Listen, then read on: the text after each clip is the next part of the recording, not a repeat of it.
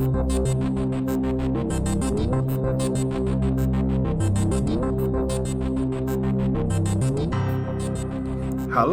and welcome to this, the 10th episode of Season 4 of the Dark Money Files, in which we shine a light into a murky world. I'm Ray Blake, and with me is my co-host, friend and business partner, Graham Barrow. Hello, Graham. Hello, Ray. Time to talk trade then, Graham. That's a very alliterative start to the beginning of the podcast, Ray. True. Unintentional, but true. So, returning to the topic, it's a bit odd, isn't it, that it's taken us until the 10th episode of Season 4 to get round to talking about it. Well, it is, but I think that's been caused, at least in part, by breaking stories that have needed to be addressed there and then, interfering with a more planned approach to what we do. And I like to think that's a strength of the podcast, Ray. What, that we're easily distracted? Well, yeah, that might well be true, but I'd prefer to recast it as a responsive approach to current events in real time. Well, when you put it like that, it sounds much better, Graham. Thank you, Ray. Would you like to kick off then with a definition of trade-based money laundering? I will. Here's one. Brace yourselves. Trade-based money laundering is the process of disguising the proceeds of crime and moving value through the use of trade transactions in an attempt to legitimise their illicit origins. In practice, this can be achieved through the misrepresentation of the price, quantity, or quality of imports or exports. Moreover, trade-based money laundering techniques vary in complexity and are frequently used in combination with other money laundering techniques to further obscure the money trail. Well, that's very good, Ray, and if I may say so, very comprehensive. Can I ask whose definition that is? That is a definition from the Financial Action Task Force, Graham, who published a wide-ranging report on trade-based money laundering, which included that definition. Oh, I vaguely remember. When was that, Ray? Back in 2006, Graham. Oh, okay. Well, that's quite a long while ago now.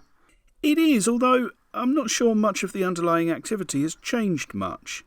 However, the Asia-Pacific Group, which is what's known as a FATF-style body, consisting of 41 members within the region who commit to the FATF recommendations, added to the knowledge base in 2012 when they published their typology report on trade-based money laundering to supplement FATF's original report. They did, and those are both really useful and helpful documents which are well worth reading. They are, Graham. From a UK point of view, I'd put alongside those the FCA's thematic review into trade-based money laundering that came along a couple of years later. Oh, absolutely. Good shout, Ray, yes. But I think we can help people to kick off their understanding with a first episode looking at the basic methods of trade-based money laundering. Excellent idea, Ray. I think we should say at the outset, though, that trade-based money laundering is a complex subject that has significant overlaps with more traditional money laundering and sanctions evasion and bribery and corruption and frankly, most other financial crimes. But I think we ought to start with what most would regard as classical trade-based money laundering.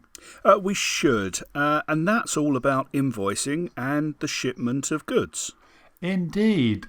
So what say we step through each variety, as it were, explain what it is, and maybe talk through a case study to provide some context. Excellent idea. Shall I begin with over-invoicing?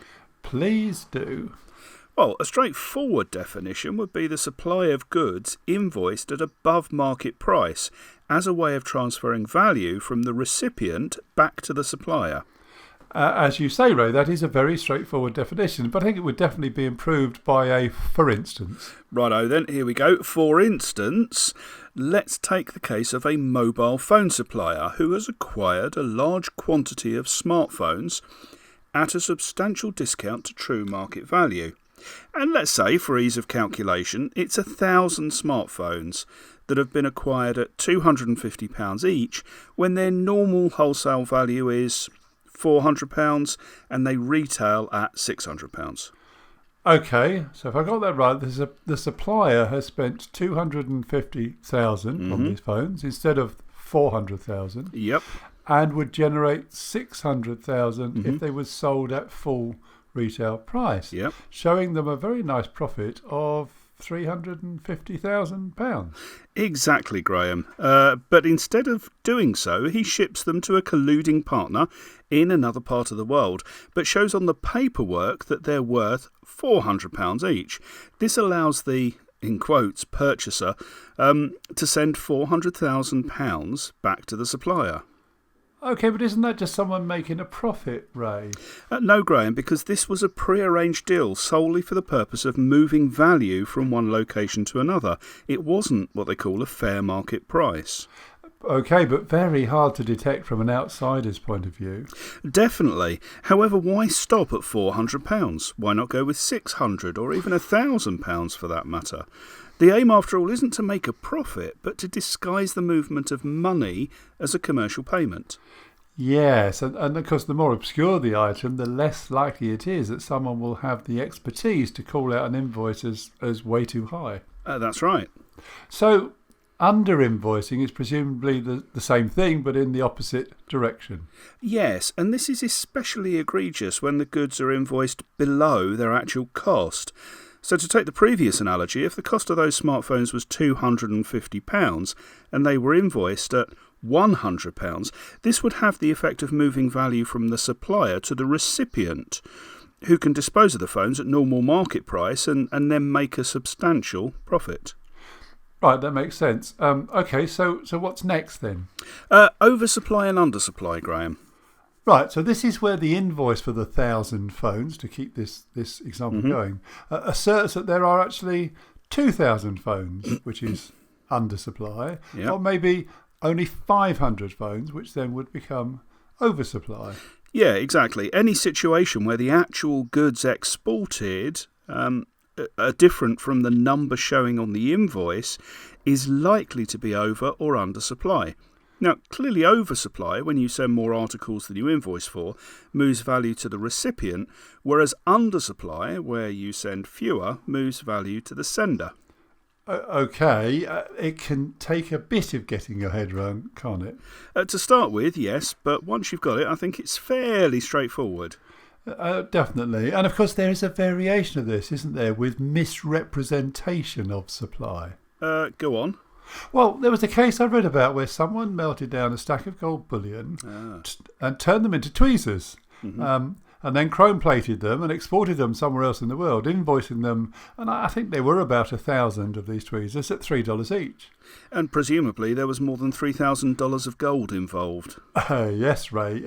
Gold is roughly 3 times denser than steel, so the average 12-gram tweezers would weigh around 30 grams in gold, which would mean that 1,000 of them would weigh 30 kilograms instead of 12 kilograms if they were steel. And at today's price, that gold would be valued at around $1.65 million. Instead of $3,000. Very nice. And of course that works the other way round. Yeah, you could buy a stack of cheap watches. Now, can I just stop you there for a moment, Ray? If you have to, absolutely. Well, it's just, see, while I was researching this episode, I discovered, and I genuinely didn't know this before, that there is a wide range of watches available to buy on Amazon for the magnificent sum here in the UK of 1 penny. Yeah, you're joking, right? No, I'm not. There is an additional £2.99 postage and packing to pay, but other than that, 1 penny or a cent, if you're in the US or indeed the Euro area, will buy you a watch. Struggling to get my head around that. And Ray, it's not just 1 or 2, it is page after page of them. OK, well, suppose you buy 1,000 of them, Graham. I mean, even with postage and packing, if there's no volume discount, it's still only going to cost you $3,000. And then you export them to, say, Australia or Japan, but the invoice is for 1,000 Rolexes. Meaning that £9.97 million can be moved from Australia back to the UK as part of an apparently legitimate piece of business. Unless en route someone opens the box. Yeah, I'm going to be honest here, Ray. If someone did open the box of the watches I looked at on Amazon, you definitely wouldn't confuse those penny watches for Rolexes. No. But the point here is, who's going to open the box? It'll likely be sitting in one of those huge containers with a massive number of other boxes of various shapes and sizes packed all around it, and the chances of anyone checking your box is relatively minimal.